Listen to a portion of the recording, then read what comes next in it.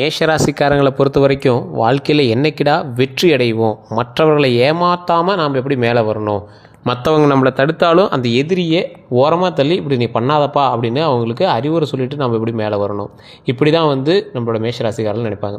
அவங்களோட குடும்பத்தில் அவங்களுக்கு துரோகங்கள் அதிகமாகவே நடந்திருக்கும். பல கஷ்டங்களை தாண்டி தான் அவங்க எந்த ஒரு விஷயத்துலையுமே வெற்றி அடைஞ்சிருப்பாங்க. இன்றைக்கும் சில வெற்றிகளுக்காக அவங்க போராடாத நாளில் அமைதியாக சந்தோஷமாக உட்காந்து சாப்பிட்டு பல மாதங்கள் பல வருடங்கள் ஆனவங்களும் நிறைய பேர் இந்த மேஷராசியில் இருப்பீங்க. இந்த ராசிக்காரர்களுக்கு துன்பங்களை அவங்களா தேடி போய் உட்காந்துக்குவாங்க அப்படிம்பாங்க. மேஷராசி பொறுத்த வரைக்கும் தேவையில்லாத பிரச்சனைகள்லாம் அவங்களா போய் மாட்டிக்குவாங்க. நிறைய பேருக்கு நல்லது செய்ய போய் பேர் கிட்ட தான் கொஞ்சம் அதிகம். இந்த ராசிக்காரங்க மேஷராசியில் மே மாதம் 2026 மாத பலனை பார்க்கலாம். இந்த ஏப்ரல்லேருந்து மே வரைக்கும் அடுத்த 12 நாட்கள் உங்களுக்கு எப்படி இருக்க போகுது, அந்த மே மாதம் தொடங்கும் போது உங்களுக்கு எப்படி இருக்க போகுது, இனி வரக்கூடிய காலகட்டங்களில் உங்களுக்கு என்ன நடக்க போகுது, ஒரு புது நபராலேயோ அல்லது ஒரு புதிய தொழிலாலேயோ அல்லது ஒரு புதிய விஷயத்தினாலேயோ உங்களுக்கு ஏற்படக்கூடிய மாற்றங்கள் என்னென்ன, அந்த மாற்றங்கள்னால உங்களுக்கு எப்படி இருக்க போகுது, கோடி ரூபாயில் புரண்டுட்டு இருந்த நீங்கள் உங்களுக்கு என்ன ஆச்சு, ஏன் இப்போ இவ்வளோ டல்லாக நீங்கள் மூவ் ஆகிட்ருக்கீங்க அப்படிங்கிறதான் இந்த வீடியோவில் தெரிய போகுது. வணக்கம் நண்பர்களே, நம்மளுடைய சேனலை நீங்கள் இது வரைக்கும் சப்ஸ்கிரைப் பண்ணாமல் இருந்தீங்க அப்படின்னா தயவு செய்து சப்ஸ்கிரைப் பண்ணிக்கோங்க. ஃபாலோ பண்ண பார்த்தீங்கன்னா ஃபாலோ பண்ணிக்கோங்க. மேஷராசிக்காரர்களாகிய உங்களை பற்றி தான் இப்போ நம்ம தெரிஞ்சுக்க போகிறோம். இன்றைக்கி நம்ம பார்க்க போகிற ராசி மேஷராசியில் எல்லா லக்கினங்களுக்கும் சரி, எல்லா நட்சத்திரங்களுக்கும் சரி, எல்லா தசாபுத்திகளுக்கும் எப்படி இருக்க போகுது அப்படின்னு, என்ன பலன் கிடைக்க போகுது அப்படின்னு, இந்த மாதம் உங்களுக்கு எப்படி இருக்கும், உங்களுடைய தொழில், பணவரவு, காதல், குடும்பம், ஆரோக்கியம் எல்லாம் எப்படி மாறும், அது எப்படி அமைய போகுது. இந்த வீடியோ முழுசாக பார்த்தீங்கன்னா மே மாதமும் சரி, இப்போ நடந்துகிட்ருக்கக்கூடிய ஏப்ரல் மாதமும் சரி, எப்படி பயன்படுத்தி வெற்றி பெறலாம் அப்படிங்கிறத நீங்கள் நல்லா தெரிஞ்சுக்கலாம். உங்களுக்கு அப்படி ஸ்கெட்ச் பை ஸ்கெட்சாக சொல்கிறேன். இந்த மாதத்தில் பொது நிலை அப்படின்னு பார்க்கும்போது மேஷராசிக்கு இந்த மாதம் மாற்றங்களும் முன்னேற்றமும் கலந்த காலமாக இருக்குங்க. சில விஷயங்களில் தாமதம் கண்டிப்பாக இருக்கும், ஆனால் அந்த தாமதம் நல்ல முடிவுக்காக இருக்கும். மனதில் குழப்பம் இருந்தாலும் முடிவில் தெளிவு வரும். இந்த மாதம் முக்கியமானது பொறுமையும் திட்டமிடலும் தன்னம்பிக்கையும் இருந்துச்சு அப்படின்னா நீங்கள் முன்னேறதுக்கு வாய்ப்புகள் அதிகம் அப்படின்னு நீங்களாவே கிளிக் பண்ணிக்கோங்க. இந்த மாதத்தில் தான் உங்களை நோக்கி ஒருவன் வருவான். அவங்ககிட்ட மட்டும் ஜாக்கிரதையாக இருங்க. அவன் யார், அவன் எப்படி இருப்பான், அதை நீங்கள் எப்படி கெஸ் பண்ணலாம் அப்படிங்கிறது எல்லாத்தையுமே நான் ஒவ்வொன்றும் சொல்லிட்டு வரேன். ஃபஸ்ட்டு தொழிலை பற்றி நம்ம தெரிஞ்சுக்கலாம். தொழில் வேலையில் பார்த்திங்கன்னா மேலதிகாரிங்கிட்ட கவனமாக இருக்கணும். உங்கள் மேலே இருக்கக்கூடிய சில பேர்களை கொஞ்சம் காப்பாற்றிக்கணும். நல்ல பேர்லாம் காப்பாற்றிக்கோங்க, கெட்ட பேர்லாம் இருந்தது அப்படின்னா நல்ல பேராக மாற்றிக்கோங்க. மேலதிகாரிகளோட கவனம் உங்கள் மேலே இருக்கும், அதை நல்லா ஞாபகம் வச்சுக்கோங்க. அதே போல் சில நேரங்களில் அழுத்தம் உங்களுக்கு கூடுதலாகவே இருக்கும். அந்த அழுத்தத்தின் மூலமாக பல நன்மைகளும் இருக்குது. இருந்தாலும் அதை நீங்கள் கொஞ்சம் பார்த்து ஸ்ட்ரெஸ் இல்லாமல் நீங்கள் அந்த வேலையை மூவ் பண்ணிக்கணும். ஆனால் உங்களோட திறமையை நிரூபிக்க நல்ல வாய்ப்பு கிடைக்கும். இந்த டைம் உங்களோட திறமையை நிரூபிக்கிறதுக்கு ஒரு ஏற்ற வாய்ப்பு கண்டிப்பாக உண்டு. வேலை மாற்றத்தை பற்றி யோசிக்கிறவங்களுக்கு இந்த மாதம் முயற்சி செய்யலாம். வேறு இடத்துல வேலை பார்த்தா நல்லாயிருக்கு சார் அப்படின்னு யோசிச்சுருப்பீங்களே, அவங்களாம் இந்த மாதத்தில் நீங்கள் முயற்சி பண்ணிங்க அப்படின்னா அதுக்கான வாய்ப்பு கண்டிப்பாக இருக்குதுங்க. ஆனால் முடிவு அடுத்த மாதம் தான் வரும், வாய்ப்பு அதிகம். இப்போலேருந்து ட்ரை பண்ணிங்கன்னா அடுத்த மாதத்துக்கு வாய்ப்பு அதிகம். நிறைய பேருக்கு அடுத்து என்ன பண்ணுறது தெரியல சார், ஆனால் அந்த வேலை ஒன்று பிடிக்கல சார் அப்படிங்கிறீங்க தான் மேஷத்தில் அதிகம். ஸோ தொழில் செய்கிறவங்களுக்கு எப்படி இருக்க போகுது அப்படின்னா புதிய ஒப்பந்தங்கள் வரும். அதே மாதிரி கூட்டாளிகளோட சின்ன சின்ன பிரச்சனைகளும் இருக்குது. பணம் வருவதில் தாமதம் இருக்குது. அதாவது தொழில் செய்கிறவங்களுக்கு நான் சொல்கிறேன். அப்போ நீங்கள் என்ன பண்ணணும், கொஞ்சம் எச்சரிக்கையாகவும் நிதானமாக இருந்தீங்க அப்படின்னா கொஞ்சம் பரவாயில்லையாக இருக்கும். புதிய ஒப்பந்தங்கள்லாம் வருது அப்படின்னா நீங்கள் கொஞ்சம் ஆடிடக்கூடாது. அந்த இடத்துல நிதானமாக பொறுமையாக ஹேண்டில் பண்ணியே ஆகணும். அதே மாதிரி கூட்டாளிங்கிட்ட சின்ன சின்ன பிரச்சனைகளாக இருக்கும்போது அதை நீங்கள் பொறுமையாக நிதானமாக தான் ஹேண்டில் பண்ணணும். பண வருவத்துலேயும் கொஞ்சம் தாமதம் இருக்குதுங்க. அதனால் உங்கள் கை காசை போட்டு நீங்கள் பண்ணுறீங்க அப்படின்னா கொஞ்சம் யோசித்து பொறுமையாக நிதானமாக பண்ணுங்கள். அதே போல் பண வரவும் செலவுகளும் எப்படி இருக்க போகுது அப்படின்னா இந்த மாதம் பண வரவு பார்த்திங்கன்னா வருமானம் இருக்கும், ஆனால் செலவுகள் அதிகமாகவே இருக்கும். நீங்கள் எதிர்பார்த்ததை விட கொஞ்சம் செலவுகள் அதிகமாக இருக்கும் அப்படிங்கிறது ஞாபகம் வச்சுக்கோங்க. முக்கியமான செலவுகள் அப்படின்னு பார்த்தீங்கன்னா குடும்ப தேவைகள் கொஞ்சம் அதிகமாக இருக்கும்போது, மருத்துவ செலவுகள், கடன் திருப்தி செலுத்துறது, அதாவது உங்களோட கடன்கள்லாம் கொஞ்சம் அடைக்கிறதுக்கு பார்ப்பீங்க. ஆஹா, வந்த அமௌண்ட் கடன் அடைச்சிட்டோமே அப்படிங்கிற மாதிரி யோசிப்பீங்க. மாதம் கூட அடைச்சிக்கலாம், சரி கடன் அடைச்சா கொஞ்சம் ஸ்ட்ரெஸ் ரிலீஃபாக இருக்கும் அப்படிங்கிற மாதிரி நினைப்பீங்க. குடும்ப தேவைகள், குடும்பத்தில் நல்ல காரியங்கள் கொஞ்சம் நடக்கும். சிலது மருத்துவ செலவுகள் கொஞ்சம் இருக்கிறதான வாய்ப்புகள் உங்களுக்கு இருக்குது. அதை கொஞ்சம் பார்த்துக்கோங்க. அதை மட்டும் கொஞ்சம் நிதானமாக ஹேண்டில் பண்ணிங்கன்னா ரொம்பவே நல்லது. உங்களுக்கு சொல்லக்கூடிய ஒரு முக்கியமான அறிவுரை அப்படின்னா தேவையில்லாத செலவுகளை கட்டுப்படுத்துங்க. இப்போ இருந்தே நீங்கள் தேவையில்லாத செலவுகளை கட்டுப்படுத்துறீங்க அப்படின்னா தான் வாழ்க்கையில் முன்னேற முடியும். அதை மட்டும் மைண்டில் நல்லா ஞாபகம் வச்சுக்கோங்க. சேமிப்பு செய்கிறதுக்கு முயற்சி பண்ணுங்க. அதன் மூலமாக பல நன்மைகள் இருக்குங்க. அதை நிறையா பேர் புரிஞ்சிக்கிறது இல்லை. மேஷராசிக்காரர்கள் சேமிக்கணும்னு எடுத்து வச்சா தேவையில்லாத செலவுகள் வந்துகிட்டே இருக்குது சார் அப்படின்னு சொல்லக்கூடிய ராசிக்காரர்கள் தற்போதைய நிலைமையில் உங்ககிட்ட பார்த்திங்கன்னா யாராவது ஒருத்தர் நீங்கள் நல்லவன் அப்படின்னு சொன்னால் ஆமாப்பா யாருக்குப்பா தெரியுது அப்படின்ட்டு நீங்கள் போவீங்க. அதே மாதிரி உங்ககிட்ட யாராவது ஒருத்தர் இப்படி உங்களை ஐஸ் வச்சுட்டு ஒரு அமௌண்ட் கொடுப்பா அப்படின்னு கேட்டால் நீங்கள் கொடுத்துருவீங்க. ஒரு அப்பாவி குணம் படைச்சவங்க, அறிவாளி ஆனால் ஏமாளி அந்த மாதிரி ஒரு கேரக்டர் நீங்கள். ஸோ அதனால் அந்த மாதிரி விஷயத்தில் கொஞ்சம் கவனமாக இருங்க. தேவையில்லாத செலவுகளை கட்டுப்படுத்துங்க. சேமிப்பு செய்ய முயற்சி பண்ணுங்கள். காதல் உறவு இதெல்லாம் பார்த்திங்கன்னா காதலில் இருப்பவங்களுக்கு சிறிய மிஸ் அண்டர்ஸ்டாண்டிங் வரும். அதாவது ஏற்கனவே இருந்த காதலில் சின்ன சின்ன மிஸ் அண்டர்ஸ்டாண்டிங் இருக்கிறதுக்கான வாய்ப்புகள் அதிகம். ஆனால் ஓப்பன் கம்யூனிகேஷனாக இருந்துச்சு அப்படின்னா சரியாயிடும்.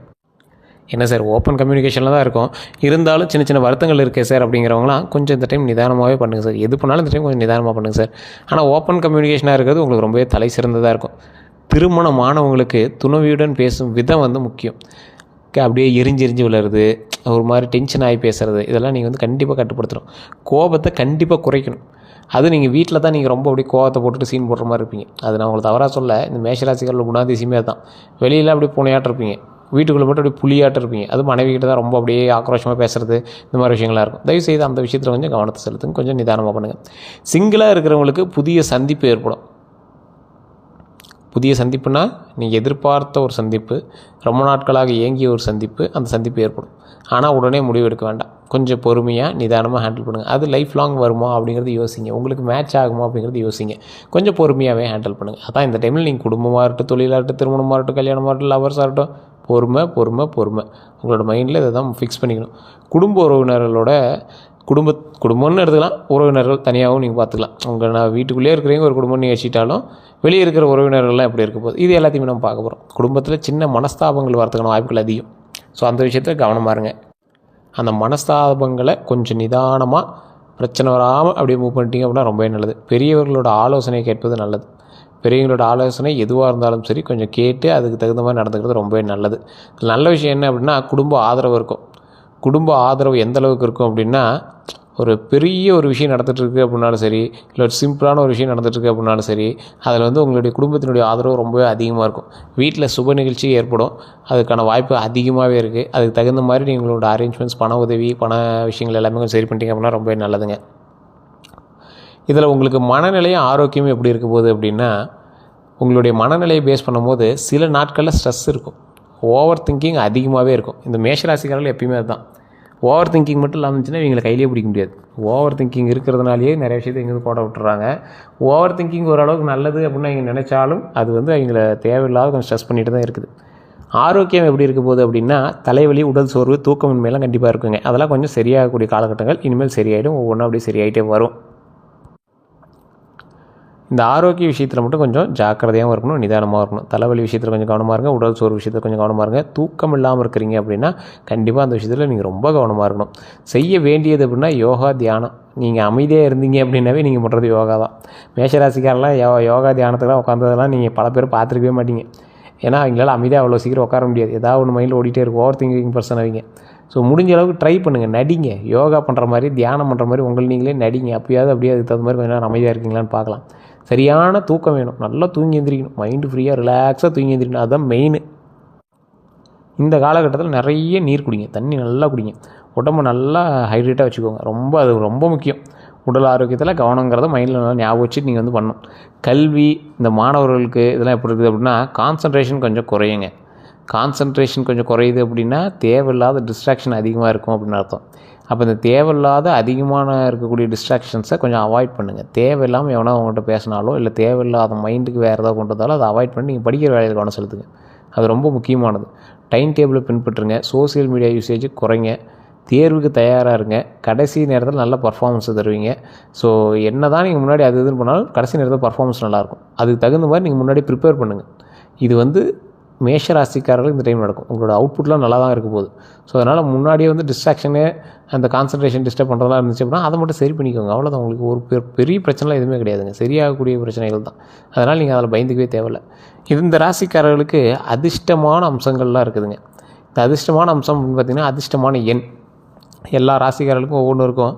மேஷ ராசிக்காரர்களுக்கு லக்கி நம்பர்னு ஒன்று இருக்கும். ஆனால் இந்த அதிர்ஷ்ட எண் வந்து இந்த காலகட்டத்தில் உங்களுக்கு உதவும். 3, 9. இந்த 3, 9ங்கிறத நீங்கள் எதில் பயன்படுத்துகிறீங்க அப்படிங்கிறத பொறுத்து இருக்குதுங்க. அதே மாதிரி அதிர்ஷ்ட நாள் செவ்வாய், ஞாயிறு. இந்த செவ்வாய்க்கிழமை, ஞாயிற்றுக்கிழமை 2 நாட்களில் அதிர்ஷ்டமான நாள் அப்படின்னு சொல்லியிருக்காங்க. அதில் எது உங்களுக்கு வந்து மேட்ச் ஆகுதுன்னு பாருங்கள். அது எந்த விஷயம் வந்து உங்களுக்கு செட் ஆகுதோ அதுக்கு தகுந்த மாதிரி நீங்கள் வந்து செயல்படுங்க. அதிர்ஷ்டமான நிறம் சிவப்பு, ஆரஞ்சு. அதிர்ஷ்டமான நிறம், அந்த அதிர்ஷ்டமான ஆடை பயன்படுத்தணும் அப்படிலாம் அவசியம் இல்லைங்க. அந்த கலரில் ஒரு கர்ச்சீப் இருந்ததுன்னா கூட உங்கள் கையில் வச்சுருக்கலாம்.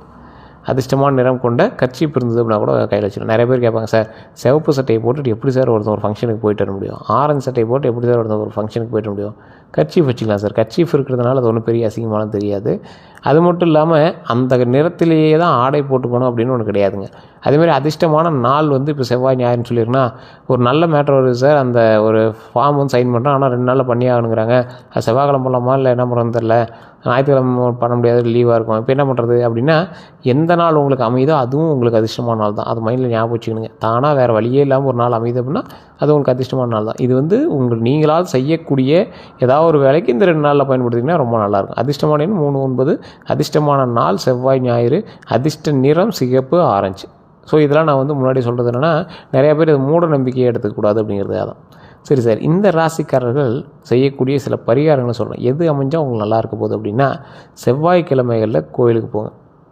நிறைய மேஷராசிக்காரர்களுக்கு கோயிலுக்கு போகிற பழக்கமே கொஞ்சம் கம்மி தான். ரோட்டில் போகும்போது சாமி இப்படியே மொத்தம் கொடுத்துட்டு போகிறது, வண்டியில் போகும்போது ஒரு கையை தூக்கி சாமி கும்பிட்றது, இந்த மாதிரி எல்லாம் வண்டியில் போகும்போது நின்றுட்டு 2 கையில் இப்படி கும்பிட்டு டக்குன்னு போயிடுறது, இந்த மாதிரி தான் பண்ணுவீங்க. செவ்வாய்க்கிழமையில் கோயிலுக்கு போங்க, ரொம்ப ரொம்ப ரொம்ப ரொம்ப ரொம்ப ரொம்ப ரொம்ப ரொம்ப நல்லதுங்க. செவ்வாய்க்கிழமையில் கோயிலுக்கு போகக்கூடிய நபர்களுக்கு, அதுவும் முருகர் வழிபாடு பண்ணக்கூடிய நபர்களுக்கு மிகப்பெரிய யோகம் தரக்கூடிய ஒரு நாளாக ஒவ்வொரு நாளும் அமைய இருக்குது. செவ்வாய்க்கிழமையில் கோயிலுக்கு போயிட்டு வாங்க, மிகப்பெரிய நன்மை உண்டு, மிகப்பெரிய லாபகரமான சில விஷயங்களும் உண்டு. செவ்வாய்க்கிழமையில் அதுவும் நீங்கள் முருகர் வழிபாடு பண்ணிங்கன்னா உங்களுக்கு பயங்கர லாபம். செவ்வாய்னா முருகர் வழிபாடு, அதே போல் மேஷம்னா முருகர் வழிபாடு, மேஷமோட இஷ்ட தெய்வம் முருகர். ஸோ இந்த மாதிரி நீங்கள் மைண்டில் நீங்கள் ஃபிக்ஸ் பண்ணிட்டு நீங்கள் போயிட்டு வாங்க, முருகரை போய் வழிபடுங்க. அதே போல் உங்களோட ஃபேவரட் தெய்வங்களும் இருக்கும். மோஸ்ட்லி ஒரு 90% பேருக்கு மேஷராசி அன்பர்களுக்கு முருகர் தான் இஷ்ட தெய்வம். ஒரு 10% பேருக்கு உங்களுக்கு இஷ்ட தெய்வமும் இருப்பாங்க, ஆசான உங்களோட குலதெய்வமும் இருப்பாங்க. குலதெய்வத்தை வழிபட்டு தான் எந்த தெய்வத்தையும் வழிபடணும், அதை நீங்கள் மைண்டில் ஞாபகம் வச்சுக்கோங்க. செவ்வாய்க்கிழமையில் கோயிலுக்கு போங்க, அங்கே வழிபடுங்க, ரொம்ப நல்லது. முருகர் வழிபாடு செய்யுங்க, அது ரொம்ப ரொம்ப ரொம்ப நல்லது. முருகர் வழிபாடு பண்ணும்போது 2 நெய் விளக்கேற்றி முருகர் வழிபட்டீங்க அப்படின்னா ரொம்ப நல்லது. அது மிகப்பெரிய நல்ல பலன்களை தரும். அதனால் நீங்கள் மறக்காமல் அதை ட்ரை பண்ணுங்கள். அதே மாதிரி சிவன் நாமம் ஜெயிப்பது ரொம்ப நல்லதுங்க. சிவன் நாமம் அப்படின்னு சொல்கிறது சிவபெருமான். உங்கள் ஊரில் எல்லா ஊர்லேயும் இது நிறைய பேர் தெரியாத ஒரு விஷயம். சில கோயில்கள் பள்ளிப்படை கோயில்களாக இருக்கும். அதாவது சோழ வம்சத்தில் யாராவது இறந்துருந்தாங்க அப்படின்னா அவர்களுக்கு லிங்க வடிவம் வச்சு அவர்களுக்காக வழிபடக்கூடிய ஒரு வழிமுறை வந்து பள்ளிப்படை அப்படின்னு சொல்லுவாங்க. இப்போ உங்கள் ஊரில் இருக்கக்கூடிய முக்கால்வாசி சிவன் ஆலயங்கள் எல்லாமே ஏரி ஓரங்கள்லேயோ அல்லது ஆற்று ஓரங்கள்லையோ இல்லை ஊரோட எல்லைகள்லையோ தான் நீங்கள் வந்து பார்த்துருப்பீங்க. இல்லை சார் ஊருக்குள்ளே தான் இருக்குது அப்படின்னா அந்த இடத்துல ஊர் உருவாகிருக்குமே தவிர வைக்கும் போது அந்த கோயில் வந்து ஆரம்பிக்கும் போது அந்த கோயில் வந்து உருவாக்கும் போது அது வந்து ஊருக்கு எல்லையில் தான் இருந்திருக்கும். காரணம் என்ன அப்படின்னா அது ஒரு பள்ளிப்படை கோயில்களாக இருக்கும். ஸோ அந்த ஒவ்வொரு சிவன் ஆலயத்துக்கும் ஒவ்வொரு பேர் இருக்கும்.